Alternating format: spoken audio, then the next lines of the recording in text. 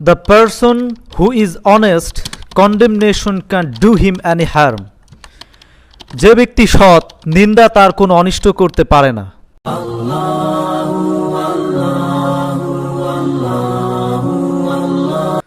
How to overcome criticism. নিন্দা বা সমালোচনাকে কিভাবে ওভারকাম করা যায়। এক একজন মানুষ এক একভাবে নিন্দা বা সমালোচনাকে ওভারকাম করে। পার্সোনালি আমি নিন্দা বা সমালোচনাকে যেভাবে ওভারকাম করি সেটাই বেসিক্যালি আপনাদের সামনে in a nutshell bring up করতে চাচ্ছি। যখন কোনো ব্যক্তি আমার সমালোচনা করে, গীবত করে, নিন্দা করে, তখন আমি কিছু কাব্যিক চরণ মনে মনে খেয়াল করি। অ্যাজ এ রেজাল্ট অটোম্যাটিক্যালি আমার মন ভালো হয়ে যায়। কাব্যিক চরণগুলো হচ্ছে এই: নিন্দুকেরে বাসি আমি সবার চেয়ে ভালো, যুগ জনমের বন্ধু আমার আধার ঘরের আলো। সবাই মোরে ছাড়তে পারে, বন্ধু যারা আছে, নিন্দুক সে ছায়ার মতো থাকবে পাশে পাশে। বিশ্বজনে নিঃস্ব করে পবিত্রতা আনে, সাধক জনে নিস্তারিতে তার মতো কে জানে। বিনামূল্যে ময়লা ধুয়ে করে পরিষ্কার, বিশ্ব মাঝে এমন দয়াল মিলবে কোথা আর। নিন্দুক সে বেঁচে থাকুক বিশ্বহিতের তরে, আমার আশা পূর্ণ হবে তাহার কৃপা ভরে। The most valuable resource of human life is his time. একজন ব্যক্তির জীবনে সবচেয়ে মূল্যবান সম্পদ হচ্ছে তার সময়।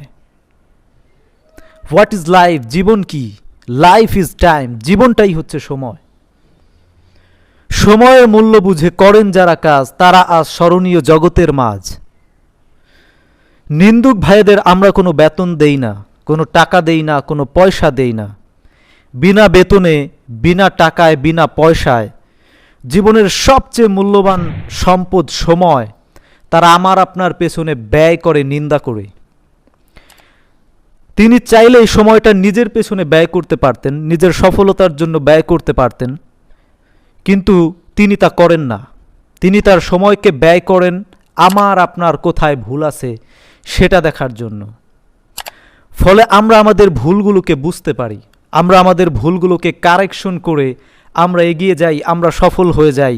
কিন্তু নিন্দুক ভাই আগাতে পারে না, নিন্দুক ভাই ব্যর্থ হয়ে পড়ে। এজন্য প্রতিটা নিন্দুকই হচ্ছে ব্যর্থ। আর আপনার সফলতার পেছনে প্রতিটা নিন্দুক ভাইয়ের অবদান রয়েছে। কারণ এই নিন্দুক ভাইয়েরা খুঁচিয়ে খুঁচিয়ে আপনার ভুলগুলোকে সামনে এনেছে, ফলে আপনি ভুলগুলোকে কারেকশন করার সুযোগ পেয়েছেন।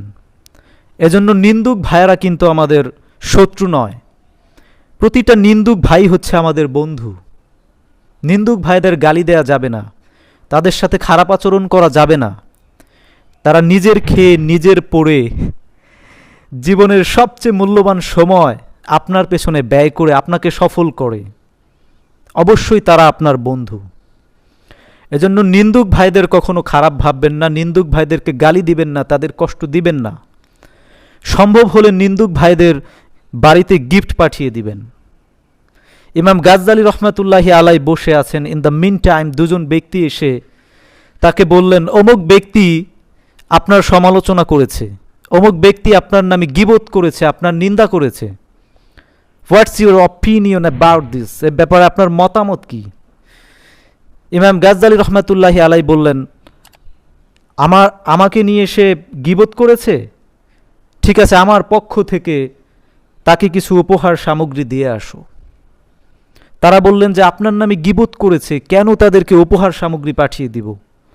ইমাম গাজ্জালি রহমাতুল্লাহি আলাই বললেন, যখন সে আমার নামে গীবত করেছে তার নেক আমলগুলো সে আমাকে দিয়ে দিয়েছে এবং আমার বদ আমল সে নিয়ে নিয়েছে।